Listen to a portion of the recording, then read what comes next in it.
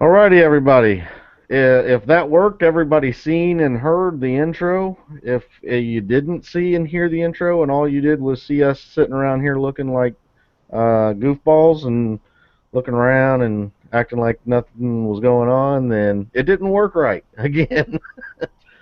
But anyway, this is episode 57, I believe, and our topic of the night is drifting, dragging, and anchoring, lakes and rivers, and we'll try to cover a little bit on the different types of year and what what we do in certain times and situations.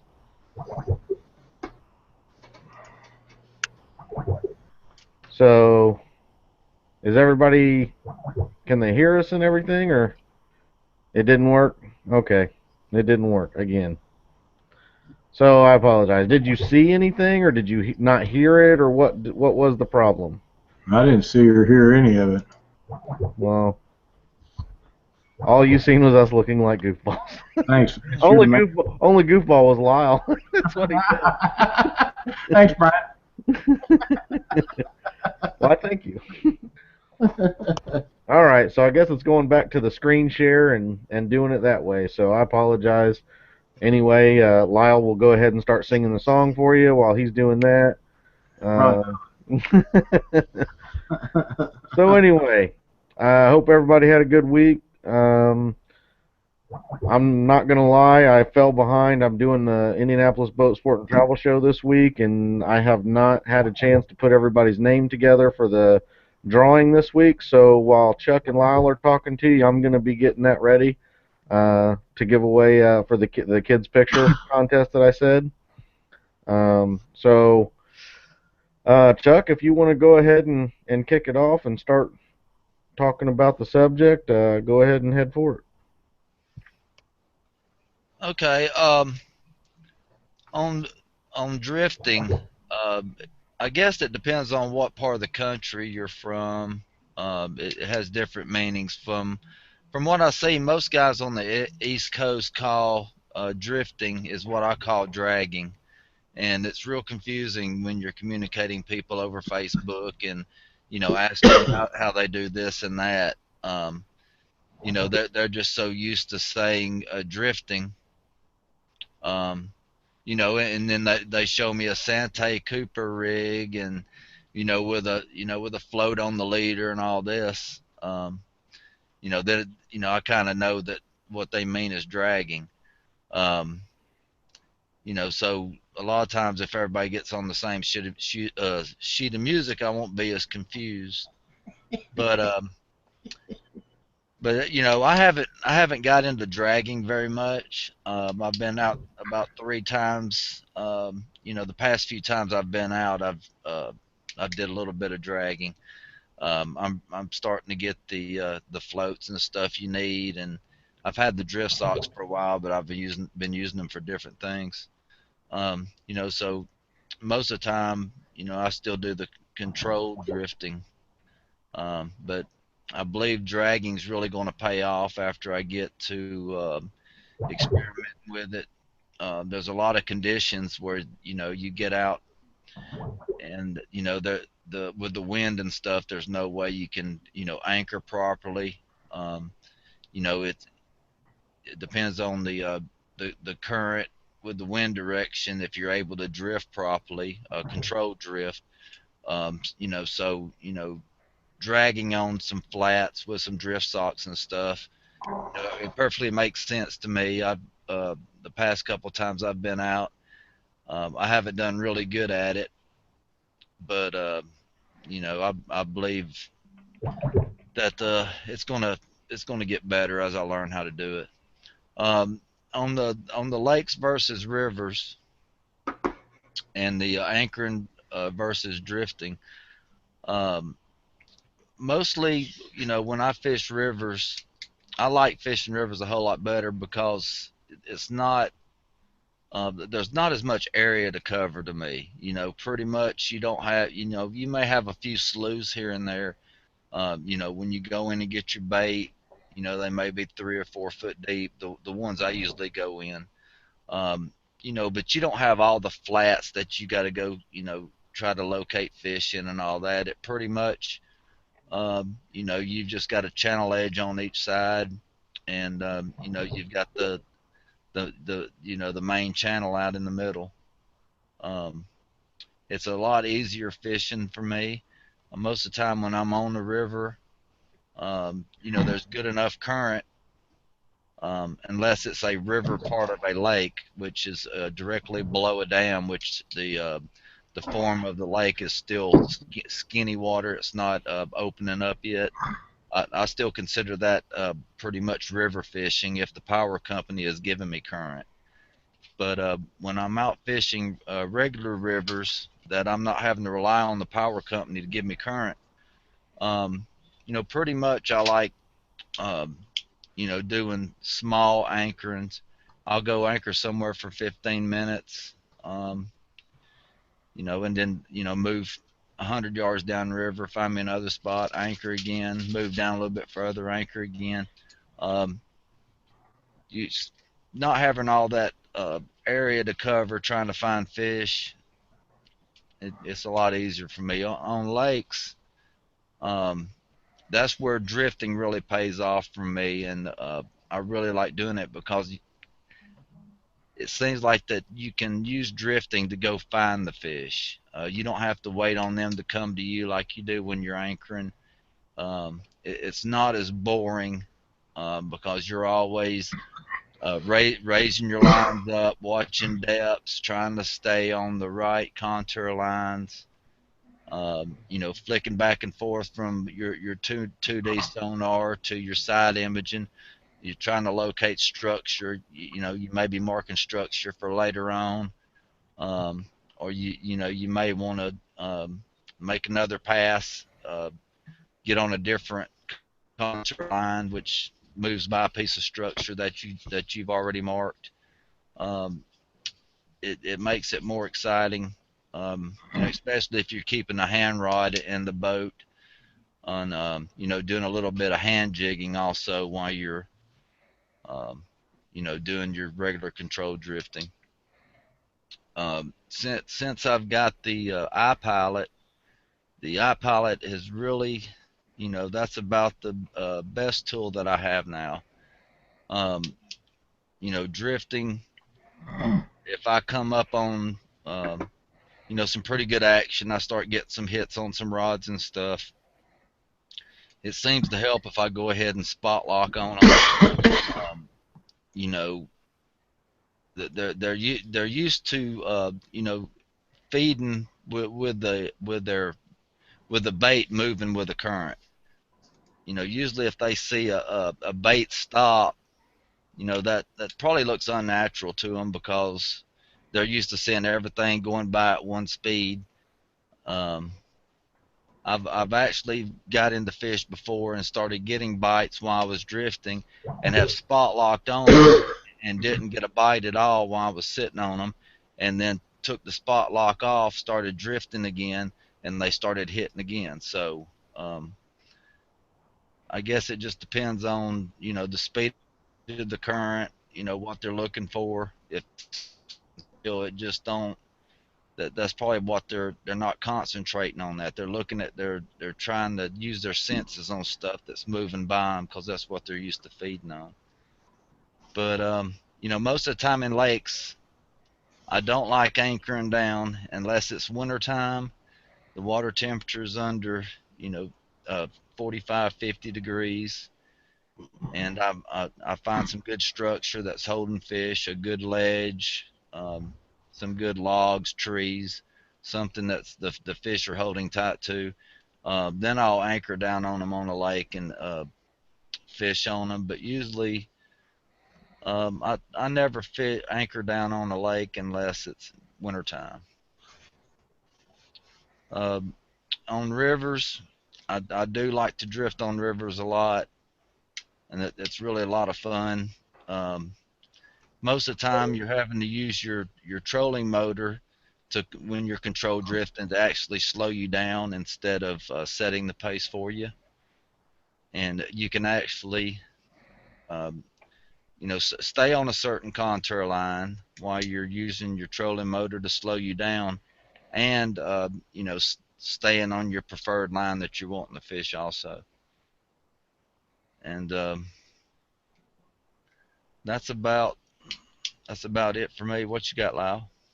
Well, I'm not a big fan of fishing lakes for whatever reason, but if it's winter or cold, any time that the water is below 50 degrees, I'm probably going to be anchored. If it's 50 degrees or over, I'm going to be dragging or drifting. And I agree with you that people need to distinguish between dragging and drifting. Drifting is the main thing we do on rivers. If we're fishing a lake, you're letting line out from anywhere directly below the boat to 150, 200 feet behind the boat, and you're using your trolling motor to pull it along, and you're just basically dragging it behind the boat. And a lot of times I'll suspend it up with a cork of some kind or a float to get it directly off the bottom. Seems to keep it from getting hung up a little bit. I know a lot of guys like no snag sinkers to keep things from getting hung up. Personally, I have no use for them. Never had issues getting hung up unless I was in a lot of stuff anyhow. And what I use nearly all the time are bank sinkers, and I'll either run them off of a swivel on the main line and let the bait drift up behind it, or I'll use one of the really good yellow sinker slides that Dave at Bottom Dwellers got. They work really well too. It just depends on what I've got, how big of a hurry I'm in to dig for stuff out. Now, when it's below 50 degrees, pretty much all the time I'm going to be anchored up somewhere, whether it be lake or river. But the difference with what I do between lake fishing and river fishing is when we are on the Mississippi or the Missouri River, and I know these guys think that they got current, but in the Ohio and places like that, but boys, I'm telling you right now, that is not current when you have to use your trolling motor to pull you downstream. Current is when you hit that Missouri River, and any time of the year it's 6 mile an hour and up. We are using the trolling motors to try to pull us forward to slow the drift down as we go backwards with the current. And for just a second, let me stop and back up. On the lakes, I'm trying to be around a half a mile an hour when we're dragging baits, even slower than that sometimes. Now on the rivers, when we got this heavy current that we have, we're trying to slow down from 0.5 to 1.2, something like that. And a lot of times the current we got is so strong, even running your trolling motor wide open, you can't get it down that slow. So you're just doing the best you can. And another way, people talk about free drifting, and I know a lot of guys that do that are very successful with it. What we do as far as free drifting is we're still using the trolling motor to hold our line, and sometimes we use a drift stock. I used to use buckets all the time. I don't use those anymore, but you try to get your line, whether it be on a contour line or along the outside bend where the ledge is at, or wherever you're marking fish. But we're slowing down, and we've usually got 2 to 4 rods out the side or off the corners of the rear of the boat, and then back behind in the center we're bumping bait, and usually we're bumping from 100 feet to 150 to 200, something like that. And I actually keep track of that, and we'll catch more fish bumping than we do just dead sticking off the side of the boat. But that there is a world of difference between dragging bait on a lake or you can drag bait on the Ohio River. The current there, I've never been there when there was any current. I've been there several times, and I know that it gets current, but it's never got any when I'm there. And to me it's like drifting Lake of the Ozarks or some of these Mark Twain, something that doesn't have any current in it, because we're just so used to having uh, unbelievable amounts of current. And unless you've been in that kind of current, you just can't imagine what it is. And Craig and Brian and some of these guys that live over in my area, they can tell you they've been to them places, and they fished the Missouri a lot. And there's just no comparison. If you haven't seen it, there's just no way to describe it until you've been in it. And that's like some of these guys building anchors. Well, my anchor will hold. Well, it might hold on the Ohio, but I've been in these guys' boats that had some of those anchors and have to throw them out 8 or 10 times because they will not only will they not stick, they won't reach the bottom. They just won't. That's why we use Cat River anchors. There's nothing in heavy current that works any better than those. They are the best there is. They get to the bottom, and whatever's down there, they get a hold of. And them ones that's got the little prongs and stuff sticking out there, you're just wasting your time. You can throw them at a wing dike, and it'll blow them off of there before they ever reach the bottom. And it's just the way it is. I agree with that. You just have to see it and be involved in it to understand the difference that we have. And I understand the Potomac River has a lot of current, depending on the tide and stuff. I'd like to go out there. I really need to do that because I think learning that way that tide would operate would be extremely interesting to me since we have no tide here. Brian Sanders says the Missouri River current is his friend. I agree. I love it, man. It's there's just nothing like it. And if you're used to fishing that way, when you go to one of these lakes and stuff and have to drag your bait instead of fight the current, it's just something together you're not used to doing.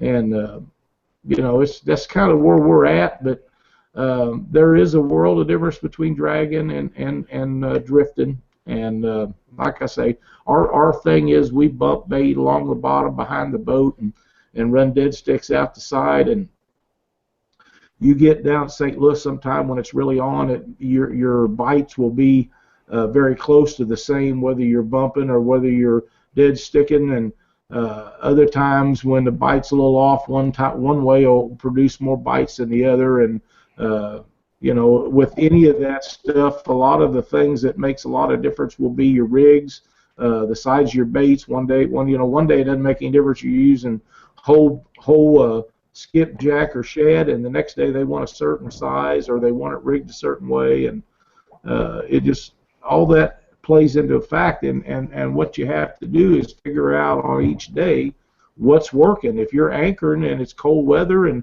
one day you'll catch them on the tips of the wing dikes, the next day they'll be on the outside of the dikes, and the next day they'll be in the holes, underneath one, or they'll be out in the main current. So you just got to work to figure out where it's at and set up to where you find the fish and go after them. Yeah. All right. You want me to talk about it a little bit? You want to? I'm ready. All right, lay it on us. I got everybody's name so far for the drawing, so I'm caught up there. I believe I got all the super fans, their super fan entries on there. There's quite a few entries. Everybody that posted up pictures for the kids, thank you very much. We really do appreciate it. That was awesome. You guys were on that like before the show was over. Yeah. We had five pictures up. I mean, that's too cool. And we work really hard to involve women and kids, especially the kids in the catfishing. And I'm not sure that I realized how many kids are involved in catfishing. And Rob and I worked on this deal to put a program together, and we noticed that there was more than we knew. And then when you made that up thing and talked about that last week, I mean, before the show was over, these pictures are getting slammed on there, and that's just amazing that because you don't realize how many kids are actually involved in it or want to be involved in it, but there could always be more. Yeah.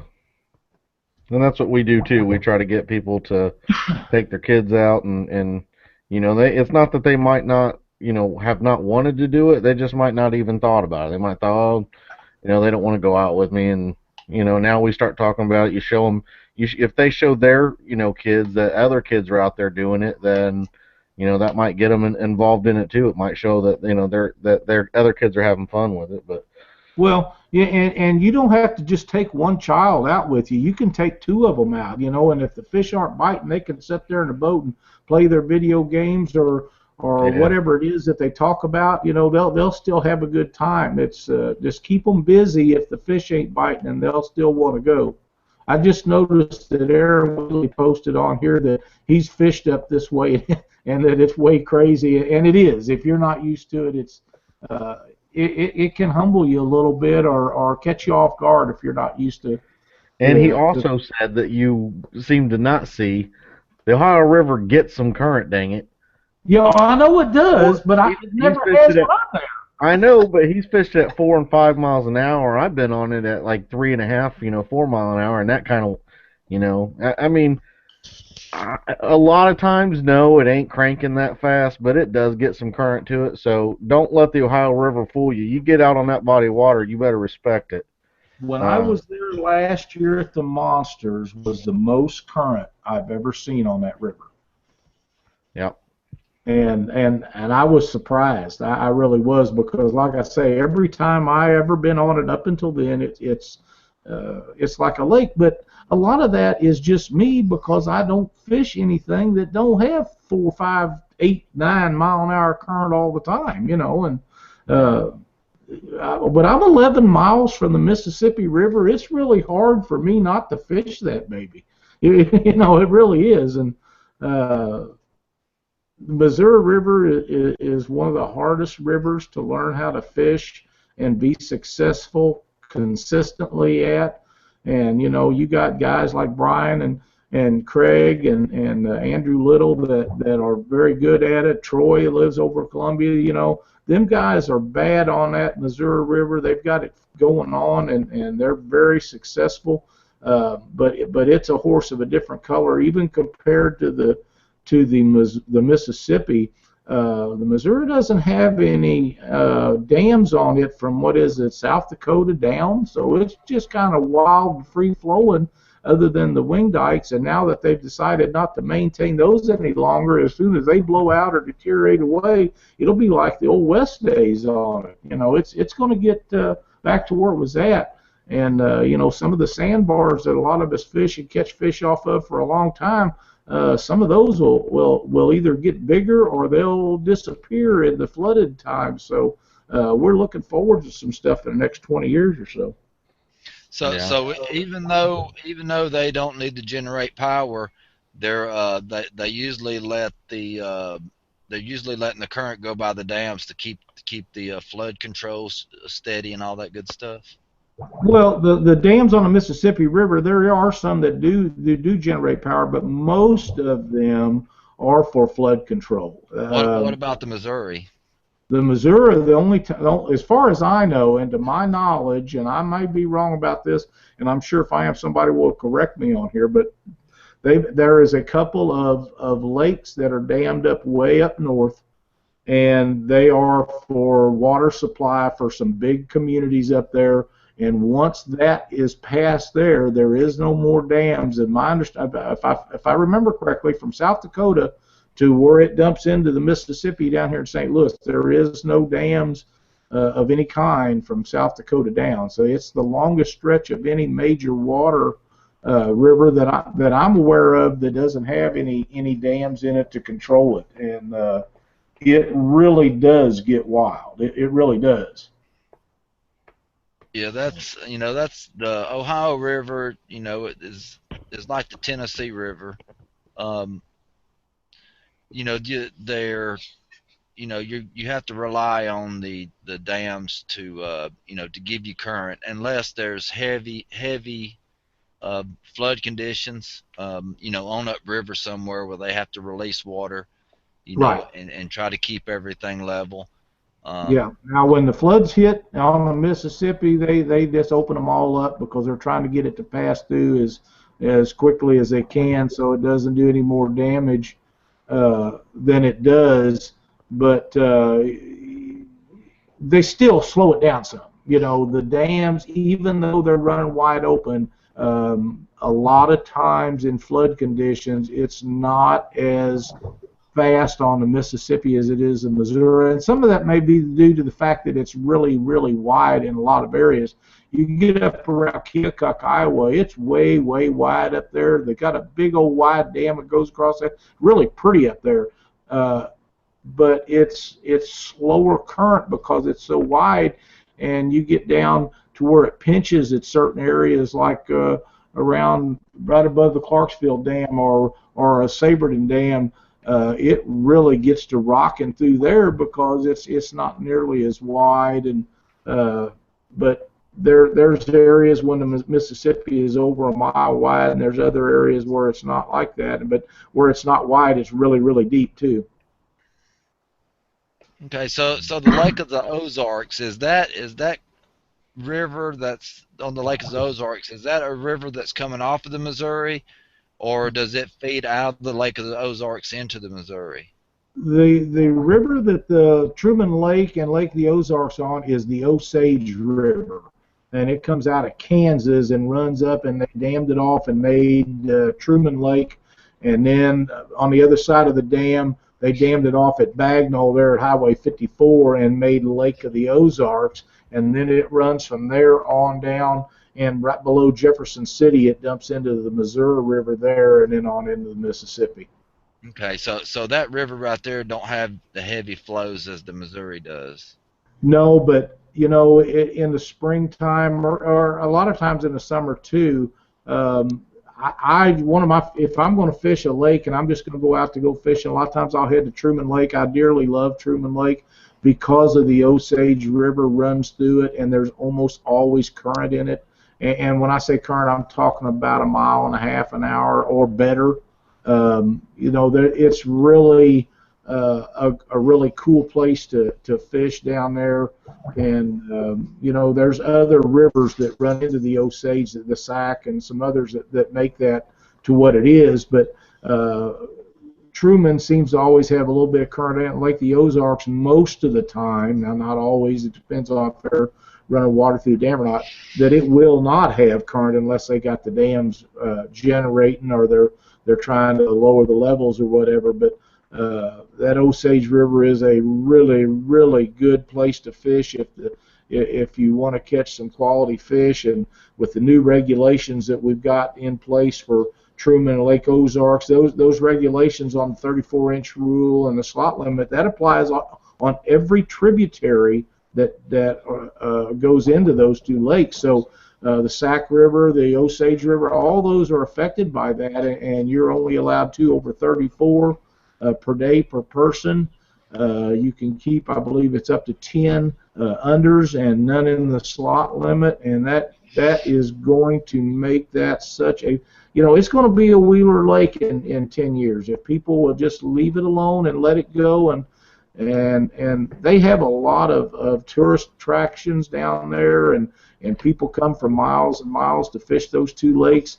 If they'll give it the time to get these fish to the size they need to be, them motels will be packed and the restaurants will be packed and the gas stations have lines getting in them because people are going to want to fish them the same way they want to fish Wheeler in 10 years.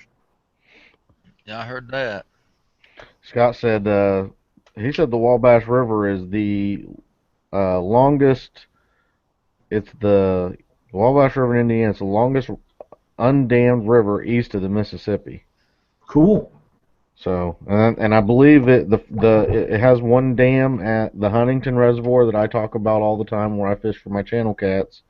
It's one of the best places around me. It's about an hour north, but there's a dam there, and then I believe it runs, and that's pretty far north of the state. It runs across the entire state of Indiana over to like the Illinois side area, and then it runs straight south all the way down to the Ohio River, and it has a White River that dumps into it. But yeah, I don't know of any other dams besides the Huntington Dam that there is on it. So.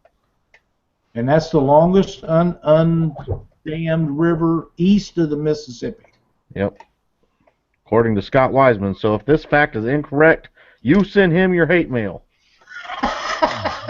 Well, I'm pretty sure that Scott believes that to be true, or he wouldn't have said it. But yeah, if you got any hate mail, send it his way. Yeah, a lot of these rivers, the Tennessee River, I'm sure the Ohio River, as much areas as they cover, as many tributaries that feed into them. A lot of times of the year, they do get ridiculously, in floodplains where they're actually opening, not only running generators or turbines to generate power, they're having to open up floodgates.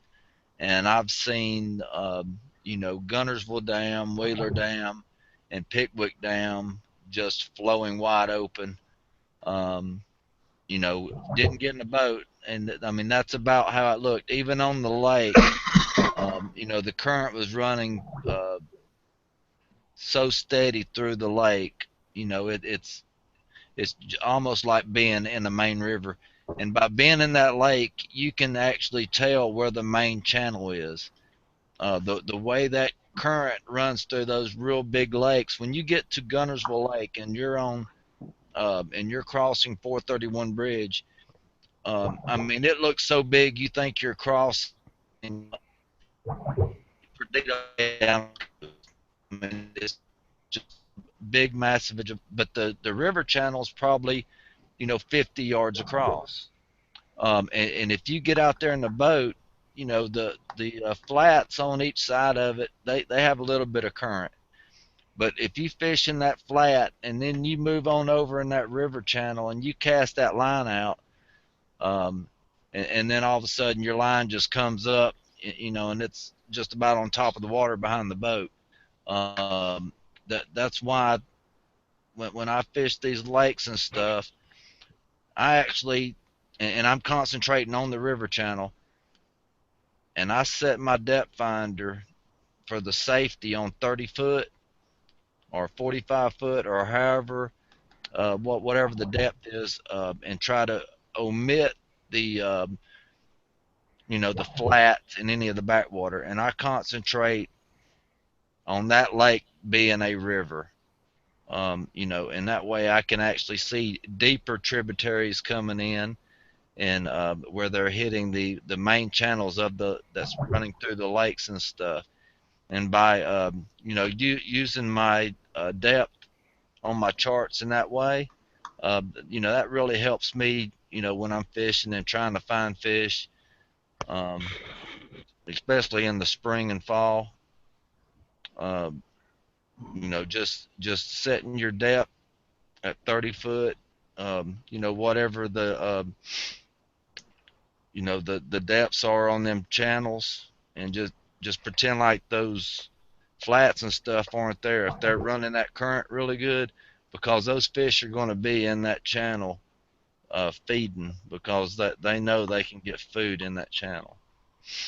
Now, real quick, I believe it was Brian Saunders asking about Cumberland City and the skipjack down there.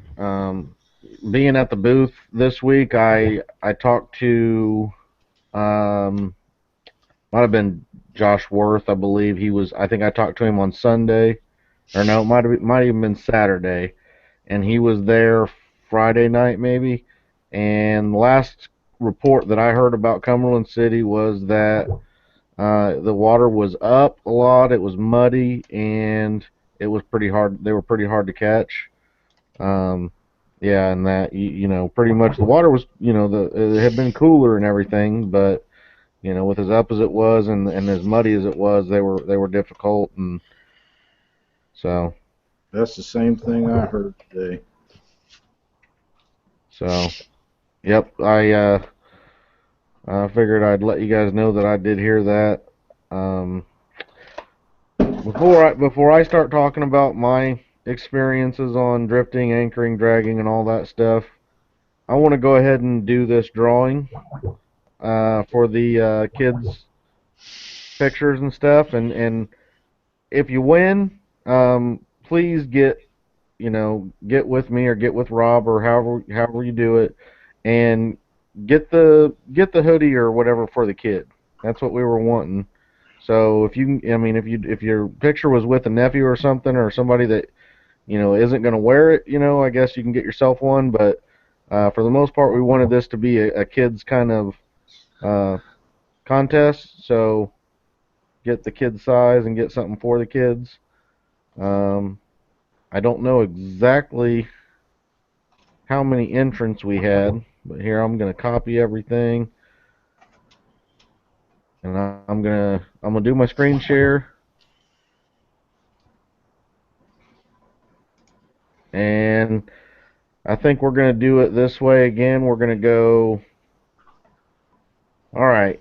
The first, you guys are gonna say a number between 1 and 10, and the first number that I see is the one that how many times I'm randomizing it. So you guys just start putting numbers in there. The first one I see, and I'm going to tell you how many that number was. That's how many it's going to be. First one I see. Come on, people, put some numbers in here. I know there's a little bit of delay, so.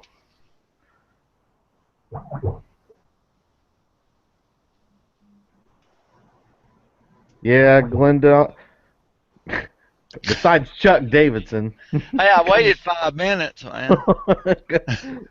Come on, people. I was wanting to see how fast it would pop up. It popped up immediately. All right, 3. Major Brown. Major Brown with the number of 3. Thank you, everybody. That shows me that, and lets you guys know you're probably all on about a 20-second delay from where we are live, but that's probably just the video transmitting through YouTube and everything else that it's doing. But you see me on randomize.org right now. I'm doing this 3 times. Thank you, everybody, for putting numbers in. You can stop now. But all right. Delay, so they're still going to be coming in. So. Oh yeah, I know. But we're gonna do 3. I'm gonna hit it the first time right now. This is number 1. Jason Big Cat Matheny is not the winner, but he's their number right now. Number 2, James Stroker. Sorry, you're not the winner. Number 3, Brown Catfishing. Brown Catfishing, you just won your Kids a Whisker Wear Apparel hoodie. So congratulations. Congratulations, Brown Catfishing. As a good guy, too, I'm glad that he won. I would have been glad whoever won it, but I'm glad he won it. Well, Phil does a lot of things with that site of his for keeping up all the tournament stuff. He does it he makes $0 off of it. He does it because he enjoys it, which is the reason we do some of this stuff. And it's nice to see him take his wife and his kids and go out fishing. They just, you can tell they're having a good time, and they're always catching good fish. Yep. Yeah, I don't think he's on. I don't think he's in the chat. Well, I know he was moving last week, so I'm not sure if he's all set up and good to go or not, but probably is. Yep. Congratulations to him. Thanks, Rob, for letting us have this stuff to give away. That's awesome of you. And no, Jason, like I said, I shouldn't look bored, but I was, like I said, for the first half of the show, I was getting everybody's name in that list because I had been so busy doing many other things, including running the ICA booth out at the Indy Boat Show and everything, that I just completely forgot about it and didn't get it done beforehand. I also haven't got the last episode put over on the main website and haven't got it put onto the podcast yet, which you just get behind and things like that happen, but I do the best I can. I'm having a blast out at this. What's that? Rob says he'll get with Phil. That's awesome. Okay. Thank you, Rob. Yep. The Indy Boat Sport and Travel Show. I'm having a blast. I'm mentioning Catfish Weekly to some people. I talked to a guy today who's with he's with Humminbird, Johnson Outdoors, Minn Kota Humminbird. He's actually part of the IT group, the software, and that kind of the back end there. So he has a lot of knowledge about what's going on with updates, what's going on with like technical issues and things like that, maybe installation things for Humminbird and Minn Kota. And I asked him if he would have a problem at all being on the show at some point and just answering questions for people or doing whatever, talking about new things that might be coming up or new updates that might be coming about. He sounded pretty interested in that. Gave me his email address, phone number, all that stuff. So that's one person that we might have on the show with some good information to have. So definitely think about some questions for him at some point because I'd like to get him on soon. Uh, Also with one of the neighboring booths, he has basically a bobber that can be taken on and off of your line without cutting your line and stuff. It basically has a rotating top and a rotating bottom that locks it on. Has an applicator for a bobber stop and everything like that. It's a pretty cool product. I mean, for all of us cat fishermen, we all do uh, bait fishing for bluegill and um, creek chubs and all kinds of, we crappie fish. We do all kinds of other fishing. So if you're like me at all, you use bobbers and use slip bobbers and things like that. Um, I'm gonna see if I can't work on getting him to donate a package or something as a giveaway, and maybe do a little video with him to show off exactly what he has. But we'll see. I can't promise anything yet. Um, but there really is a lot at this indie boat show, and I'm gonna have some things out for Catfish Weekly to get us out there a little bit as well. I talk to people about it and let them know, and we talk about catfishing, and uh, there really is a lot of people interested in it. And there's more and more. We do seminars every day about catfishing at the show. Um, so it's really cool. But I'm gonna talk a little bit about my experiences with dragging, drifting, anchoring. Um, First off, I think about water temperature. The water temperature when I go out somewhere and when I'm I guess pre-staging or pre-planning for fishing somewhere, I think about what the weather temperature is, how long it's been that temperature, what the water temp might be. We've talked about it before on here. I think what are you guys like? Was it 52 or 42 or something like that where you start drifting? I'm around 50, anywhere from 48 to 52, but 50 is a magic number for me. Yeah, yeah. So 48, 50. We're all kind of in that same area, and we decide. A lot of people, I guess, think that even at 48 and 50, you can't drift, and that's not the case. I mean, anytime that you think that nothing can happen a certain way, you're probably wrong. Whether it's unlikely or not, yeah, it might be right, but that doesn't mean it ain't going to happen. Like, you could find pretty active feeding fish at 40-degree water, drifting. You could drift over the hole where they're all sitting at and catch fish. Um, the reason why guys don't do it, and what you might want to think about is I guess the colder the water, the slower like the metabolism of the fish. The less that they want to eat, the more they retain the food that they do eat. It's almost a hibernation effect that they have when the water's colder. That they make that food that they eat last longer for their body. They store that energy up. They're not actively moving around the water, so that energy that they take in is lasting them a whole lot longer. Now, when that's happening, a lot of times guys will start to bait down. Instead of using the huge pieces of bait, they might cut that in half, um, and try to get a smaller bait out in front of these fish because they're not eating as much because they don't need it. They've felt as if they are only going to need to eat a little bit more. I mean, I guess it will depend on what stage they're in. And they could eat a whole shad or a whole skipjack still too. I'm not saying they won't do that either. It's a good idea to have different sizes of baits out and sort of see what's going on and adapt. But the colder the water, the more I'm going to start to look to anchor. So if I get out and I see colder water or something, I'm most likely going to anchor up somewhere. But like say you get to the fall and the spring or whatever where it's still warm enough to where you're going to drift. There's a couple of different drifting techniques, that we use. We call dragging and drifting. I call basically if it's a vertical, I call that drifting.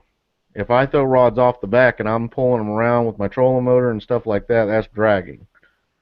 Um, that like we are just talking about with the water temperature being colder, that their metabolism slows, and they eat less or not as often, one or the other, or a little bit of both.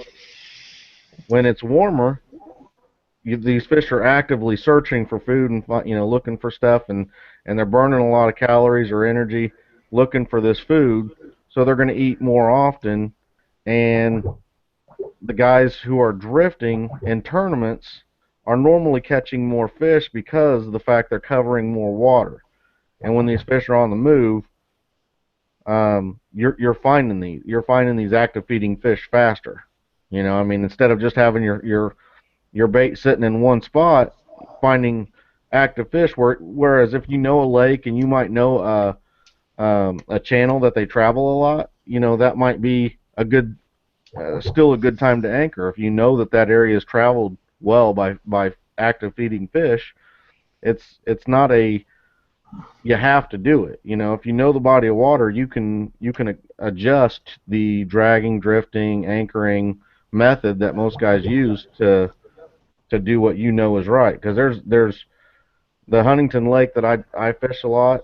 Guys that are drifting it, there's a chance that I could anchor fish that whole lake and beat them because I know the lake a whole lot better than they do, and they've never been there. But they're going to catch a lot of fish, and they're going to have a good shot because they're catching a lot of fish drifting.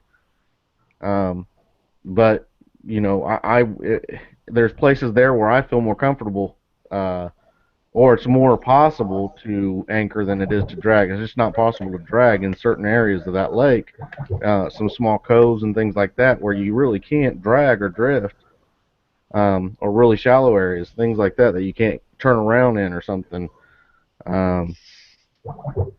So, I guess if the guys that want to know, like, what should I be doing? I've got this lake near me. Should I be drifting it? Should I be dragging it? How should I drift it?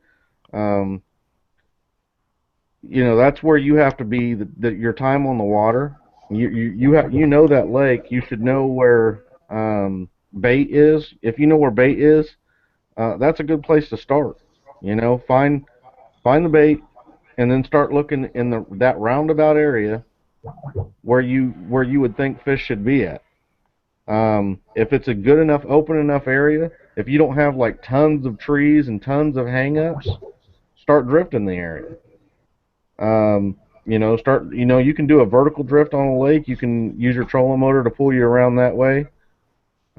Basically a controlled, I think is what Chuck was saying that you would call it, a controlled drifting. And controlled drifting, most of the guys that do that, we like to drift right around a half mile an hour.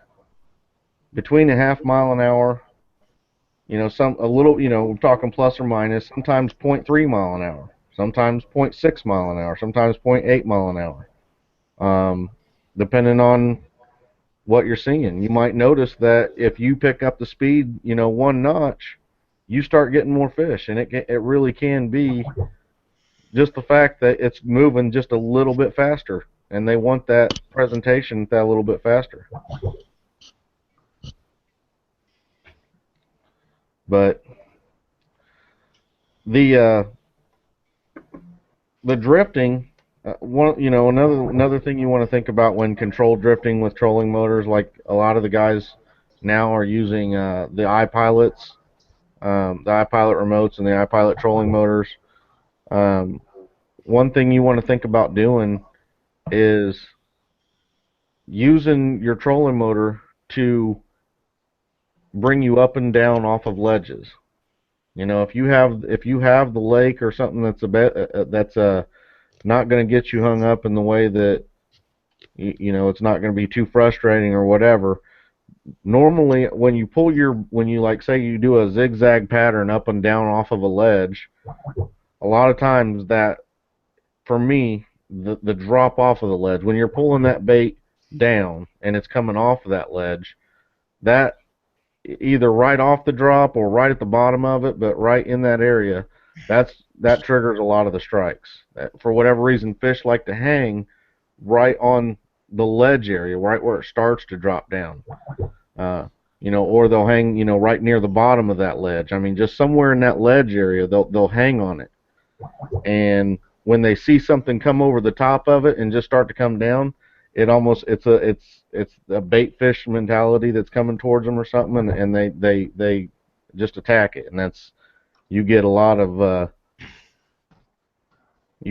good hits and got good fish doing that.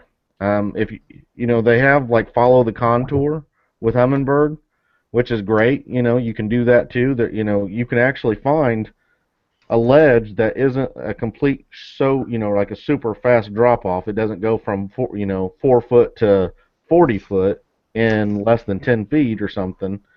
But you can see that with the contour lines on your fish finder, that there's a good 20-foot section that's dropping off at about a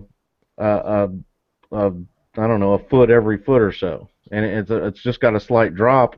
And say at 4 foot and 10 foot is the bottom, and you're marking your fish at 6 foot, you can tell your fish finder, I want to follow this 6 foot contour line, and you can pull your bait right along that 6 foot contour line, so you're not coming up and down off of the ledge, but you're actually drifting that ledge itself.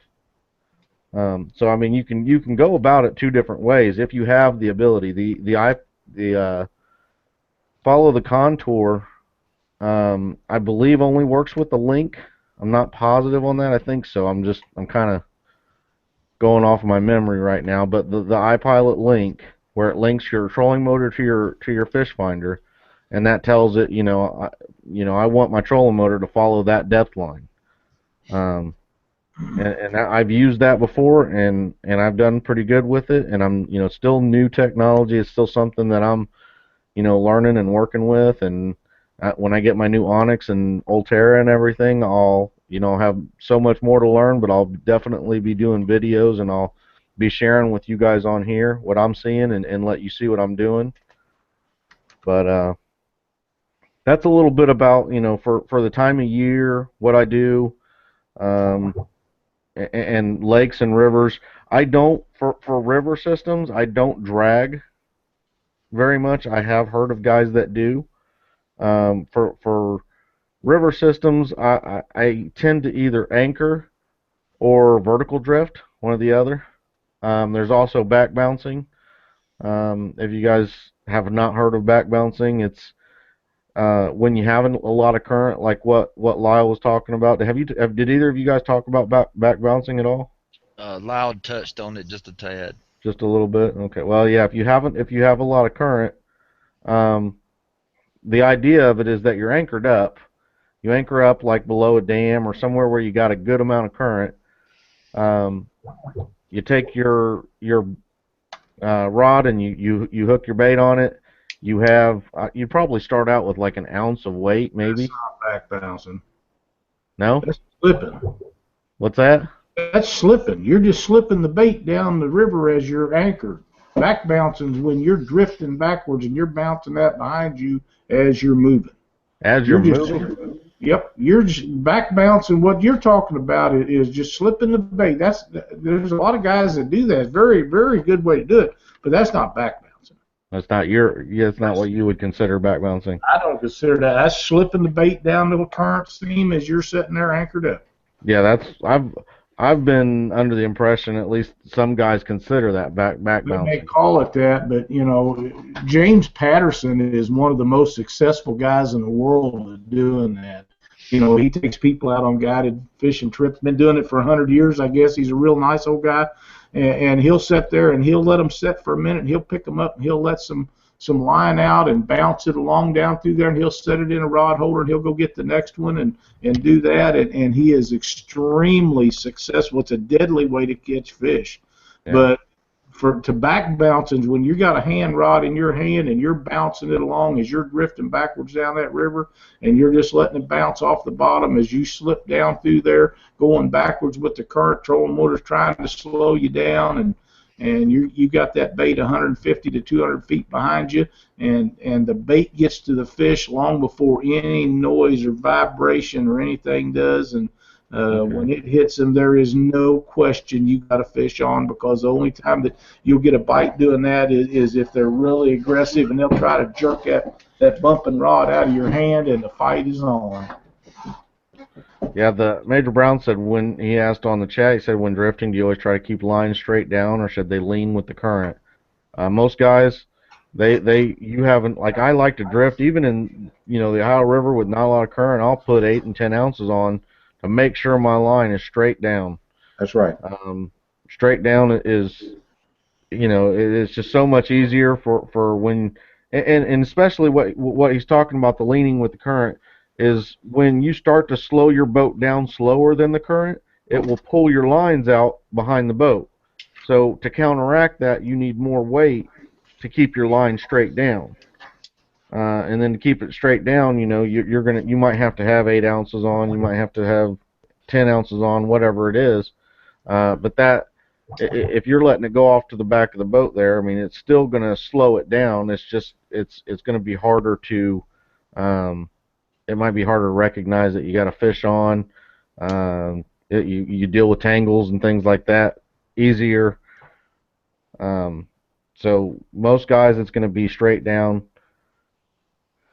Well, if you don't have enough weight on it to keep your dead sticks going straight down, you have no idea how far off the bottom that stick is. Nope. With the current, it might be 2 foot behind the boat and a foot up, but you don't know what the current is down below the surface. So if it's slower, it may be going up, or it may be going behind the boat, which is generally what happens. But it could be 3, 4, 5, 6 feet above the bottom, and if you're wanting it down where it's a foot off the bottom, and that's what I try to do. I try to use a one crank of the reel up off the bottom to keep it from dragging along the bottom when we're dead sticking. But if it's not going straight down, you have no idea how far off the bottom it is or how far behind you, because the water, as you look into it, you can't see in a river very often anyhow, but it's deceiving if you could see in it, because it looks like it's going at one angle. In fact, it's actually going another angle.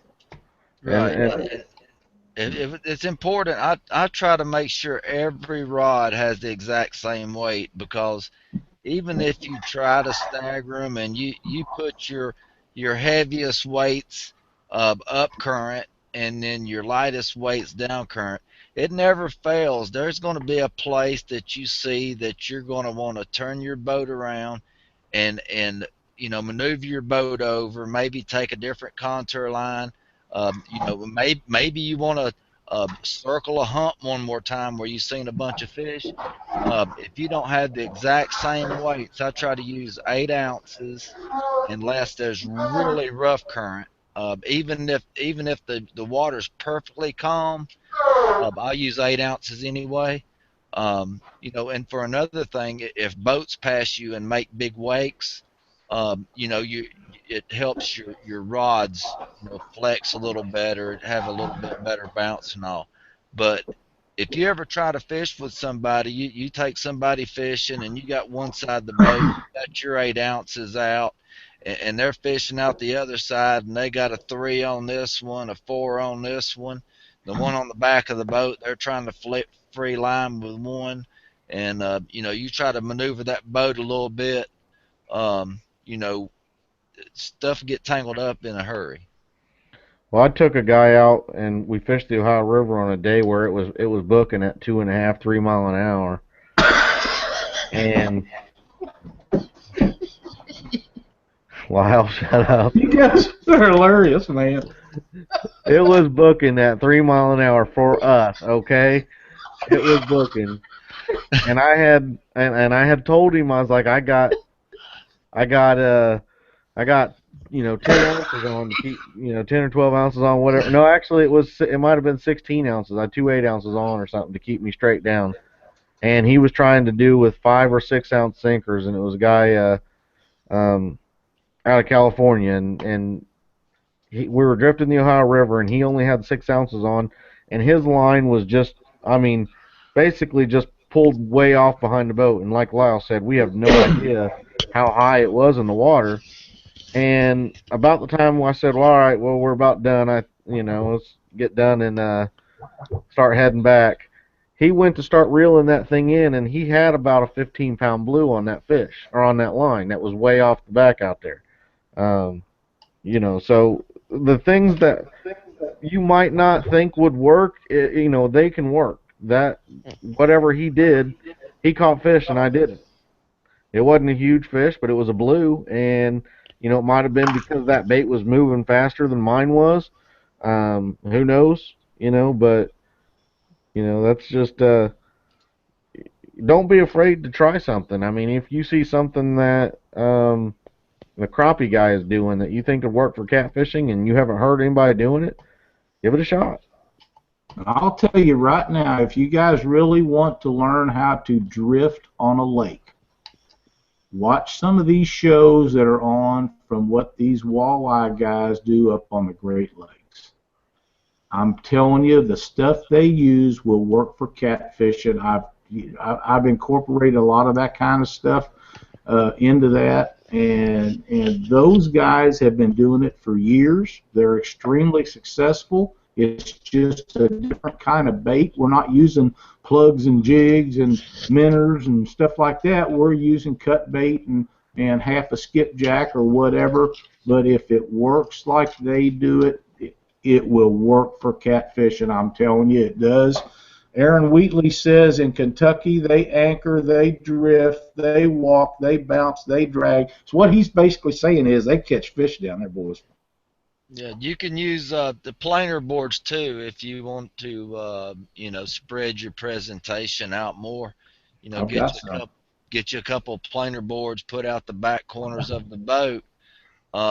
Instead of staggering a few rods, you can have some, out the corner of the boat. Have one on up in a flat and have one on out in the channel a little bit, and you're out in uncharted waters. You don't know what's out there. Most of the time, where your planer boards are, your side image's just barely getting out in there, so you really don't know what's out there, and that'll give you a whole nother scent trail and another presentation out. Where you can find fish. I would also add that I don't know if who all sells planer boards, but I can tell you one company that does because they have a booth directly across from me. It's called Church Brothers Tackle, and they got a whole booth full of planer boards and things like that. So that might be somebody to check out too. I don't know if they have a website and stuff, but yes, yeah, okay. They've been doing it a long time. There's 2 or 3 of the major planer board companies, and them things come in different sizes, and you can get on YouTube and watch. There's guys that make videos that tells you how to make your own. Personally, I don't have time for it. But I've got some planer boards, and I would come more near thinking on a low current river or lake or something they will work better. I'm afraid that we got so much current they just take the damn things and they go underneath the water and you don't know where they're at. But on a slower current river or on lakes and stuff, I believe pulling those gently behind the boat would be an excellent way to catch fish, especially on flats if you don't have them set too deep. When them fish go up there to feed, I think that would be the, I've got them, I've tried it, I wasn't successful at it, but I'm ready to try it again, and I've thought about it and watched how the guys do it for different species, and I think I've got a better outlook on what I need to do to make it operate. And I'm going to try it again this year. But in heavy current, the ones that I have, they just go underneath the water and then they're gone. You can't see them. You don't know if they're doing anything or not. And I assume that they're headed to the bottom because I just start reeling them up. It takes forever to get them back. But I think that most of the ones I have seen are designed for low current conditions. Bugs is the ones I've got. Thank you, Bobby Miller. That's the kind I have. I'm real quick here. I want to go ahead and say everybody's name that was entered in the contest, so you know. I didn't do that this time. I forgot, but I'll do that right now. So that way you know that I had you entered in the contest and I didn't miss anybody. Chris Jones, Jason Hilker, Scott Wiseman, Jack Height, Joseph Gordon, Jason Huggins, Chaz Anderson, Jason Big Cat Mathenia, Jeremy Greggs, Shannon Stroker, Jason Malone, Brown Catfishing, of course, Josh Hollis, Chad Wall, Daniel Parsons, Darren Kime, Richie Blakely, Ryan Clark, Mark Buxman, Scott Woody, Justin Browning, Anthony Robinette, Scott Manning, Claude Reynolds, Joe Sandbauer, Jason Kentner, Rena Stitcher, Cad Daly, John Harden, and Brian Saunders. That was everybody that was entered into that contest. Hopefully I didn't miss anybody. If I did, I do apologize. I think what I'm going to do for next week's giveaway, for this week's giveaway, but we'll do it next week, is I will pick somebody randomly who has subscribed to our videos on YouTube. So you need to go to YouTube, look up Catfish Weekly. When you get there, find our page or whatever and subscribe to our videos on YouTube. And I will randomly pick a winner for another Whisker Wear, either a t-shirt or something like that. So go do that to be entered in for next week. You guys cool with that? Lyle, Yes, Chuck? sir. Yeah, that's good. All right. Slackline Catter, if I did forget you, I really do apologize. I'm sorry. But I went through both our page and our group, and I thought I found them all. He may have been under his alias.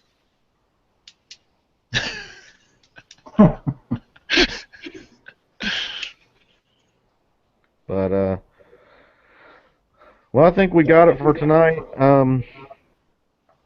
Chuck, you got a closing statement for anything? I sure don't. I'm just ready to get out and try to catch some fish. This darn Yeah. weather and my work just don't are not cooperating at all. And my boat's been out there calling my name and crying and everything else, and I can't do nothing for it. You comfort her, right? You go out there and give her a hug, and it's horrible. It's I got so much work to do on it, and but by the time I get around to it, it's pouring down raining or something. I just don't have nowhere to work on it inside here where I'm at. So I guess I'm gonna have to wait for a nice day when I'm ready to go fishing and just have to work on my boat all day instead of fish. I guess I don't know. Slackline, it wasn't for being present on the chat. It was basically for those who posted a picture in our Catfish Weekly page or group of a kid with a catfish or with a fish. So that's who all was entered into this contest. But so Lyle, did you have anything to close out? Yeah, I got a couple things I want to talk about. Number one, for those of you that haven't done it so or are thinking about it, the sooner you get entered in the Monsters of the Ohio, the better off you're going to be. Don't miss out on this tournament, people. This is the most fun that you can have catfishing. It's just a blast. The motel rooms will start filling up. Aaron's going to get really, really busy, so the earlier you get your entry fee in, the better off you're going to be. I believe it's the 7th. I'm not 100%. I didn't look it up and check myself, so if I'm wrong, Brad, you can kick me in the tail. Kansas City Catfish will be having a tournament down in... Brad. You mean Aaron? Hello? You said Brad. Yeah, Brad Kilpatrick. You were said Monsters on the Ohio. Brad Kilpatrick does not run Monsters on the Ohio. No, I done changed subjects. I was talking about getting down there and getting hooked up with Aaron and get your entry fee in, and then I said I think that if I'm wrong, Brad will be all over me. But Kansas City Catfish. You were free doing it. Yeah. Okay. Sorry. I believe it's March 7th at Lake of the Ozarks. This is their shootout down there. It's usually a good time. So you guys get down there and get in with old Brad and get your entry fees in. They have a few things you need to check on as far as the rules and entry fees and stuff for this year. But hopefully there'll be no ice like there was last year, and won't have to wait for takeoff and things like that. But it's always a good time down there. March 21st, we still haven't come up with the date for a makeup tournament. So we're working on that, but March 21st will be the first Twisted Cat outdoor tournament, providing the weather's good, no flooding, all that stuff. I'll keep everybody posted as that goes. We was talking a minute ago about getting on there and liking or subscribing to the Catfish Weekly YouTube page. We really are trying very hard to monitor how many people's watching the show, how many people's listening to the podcast and all this stuff. If you guys would subscribe or like or dislike, some way, so we can kind of keep track of how many viewers we're getting, it makes a world of difference. If you like the show, let us know you like it. If you don't like us, let us know that. We're adaptable. We'll make changes, make it better for everybody. But we're trying to get a handle on where we're at and how many people are watching and whether we're doing it the way it needs to be done, if we need to make adjustments and things. So please let us know. We'd appreciate that.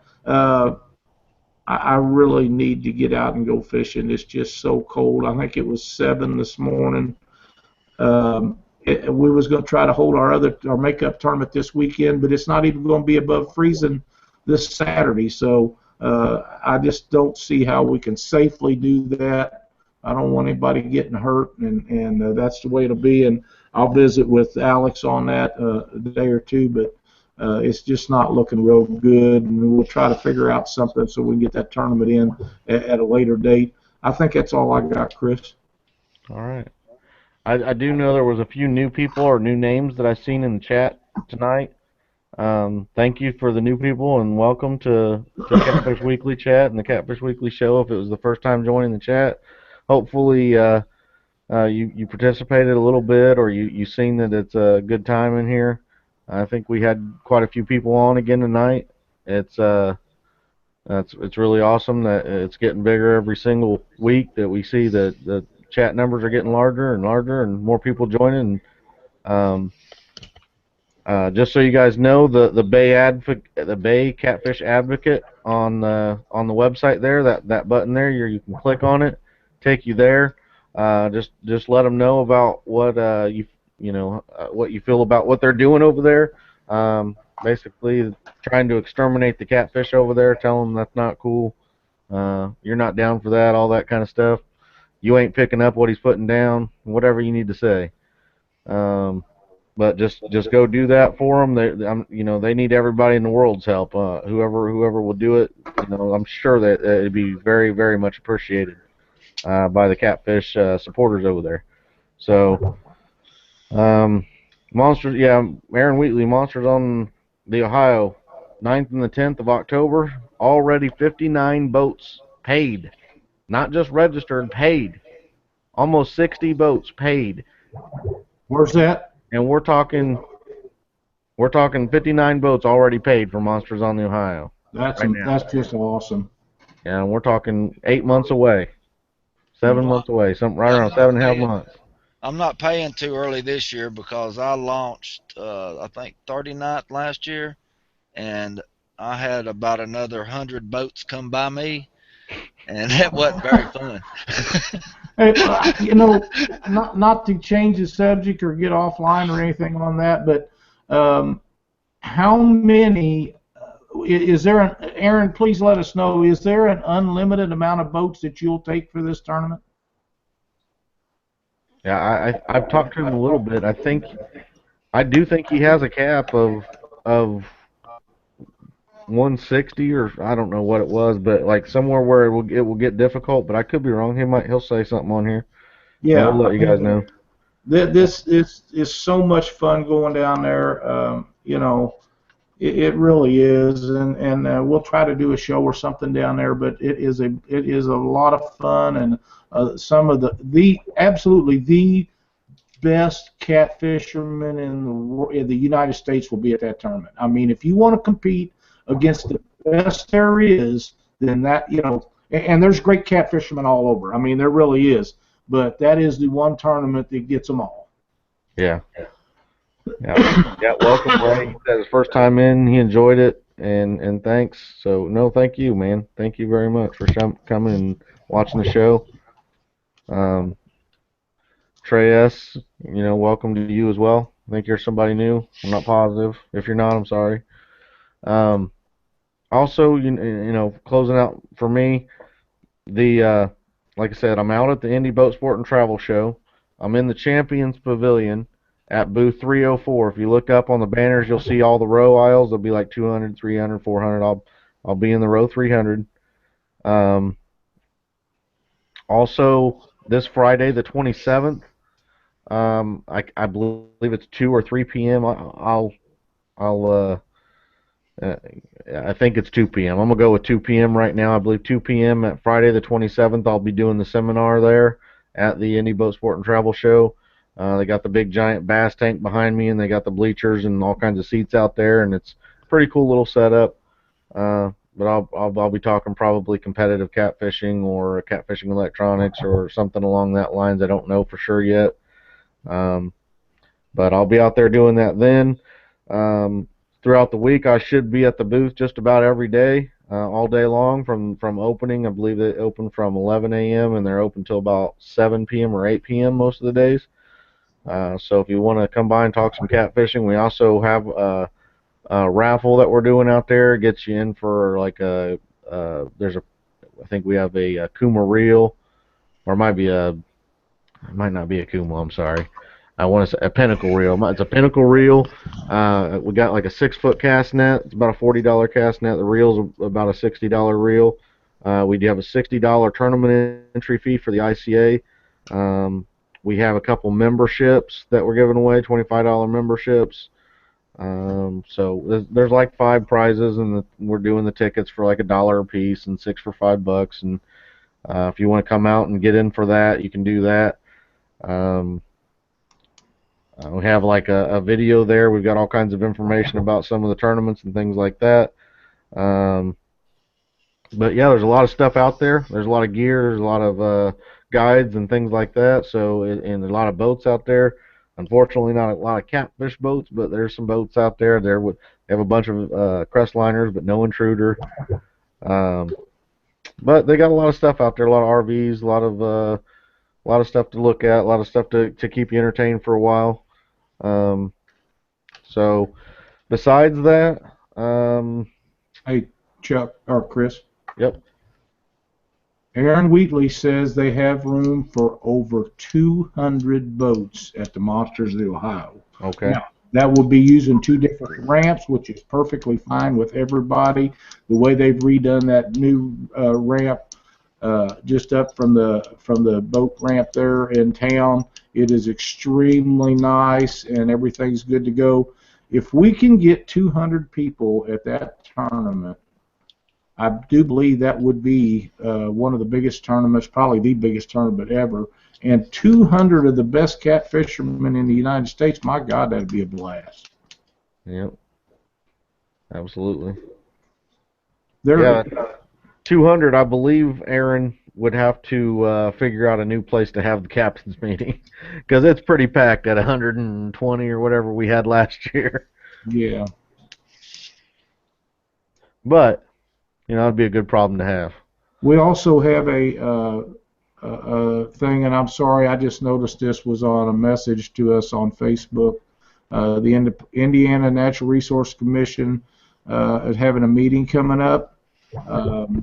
They're wanting to get as many people there as can attend for the new regulations to make sure that they have support for this. That way that if you don't show support for some of these regulations that are trying to get passed, they can throw these things out. So if you're available to make these meetings, please do. Doesn't matter if it's in Indiana or Ohio or Kentucky or Missouri or Illinois, wherever it's at. Show your support if you guys are for protecting these breeding size fish.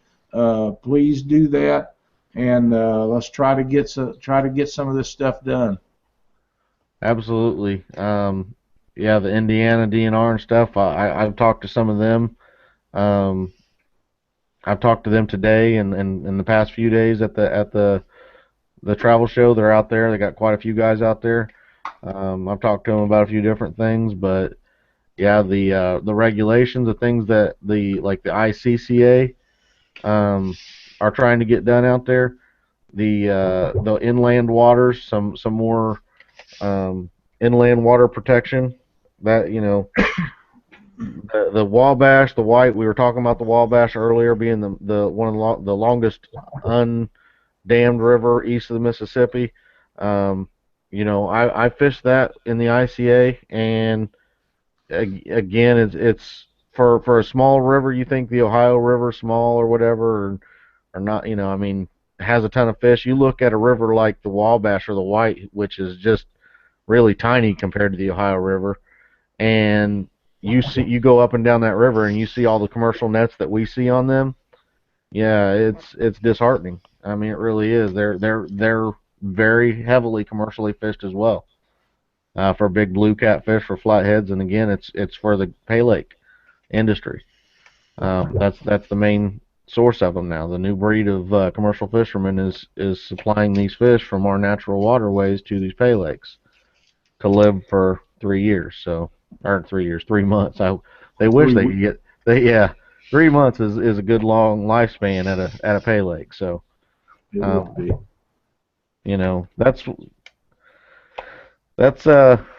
that's pretty much it. As far as the advertising, you guys know we have advertising still on the site. We have Superfan. You can become a Superfan for $10. What that'll get you, it'll get discount on Black Horse Custom rods, discount on whiskerware apparel. Um, Also gets you extra entries into every contest that you enter. Every contest that you enter, you get an extra entry. So we do stuff all year long, different prizes and companies and things like that. But just any one of those things alone is definitely worth $10, and it just helps us pay for our hosting and all that kind of stuff. We're not doing this so we all become millionaires and cash our checks from you every week or anything. What's that? Aren't you already a millionaire? Of course, but in my own head, I guess. Don't tell my wife. So anyway, yeah, I hope everybody gets to get out and maybe do a little bit of fishing here in the next week or so. I know it's still cold quite a few places, and it's going to stay cold, at least in my area, for a while. But hopefully here soon people get out and do some fishing. And again, on everybody that showed up today, thanks a lot. It was a great show. Until next time, just stay out of my spot, guys.